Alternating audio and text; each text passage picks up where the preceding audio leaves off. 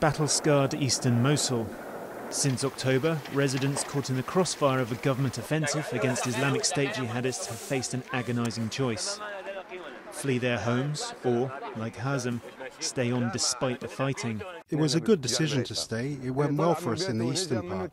Even if God spared some, those who left were wounded. It's safer to stay at home.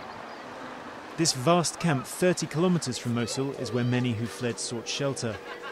Taha and his family left their home in the middle of the night, braving gunfire to cross the front line to reach safety.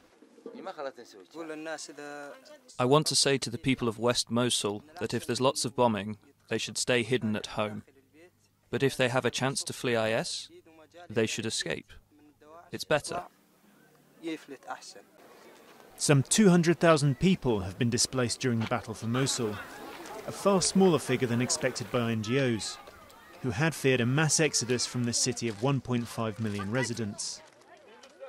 Security forces were able to protect hundreds of thousands of civilians in eastern Mosul. 550,000 civilians stayed in their homes. Their intention is to use a similar humanitarian concept of operations in western Mosul as long as it's effective. Iraqi forces have urged residents to stay in their homes. They then avoid using heavy weapons to bomb the city. They want to prevent large-scale destruction and to stop IS jihadists escaping or infiltrating their lines. We've noticed that IS targets people trying to flee, especially during the first phase of operations. They target civilians and cause heavy casualties.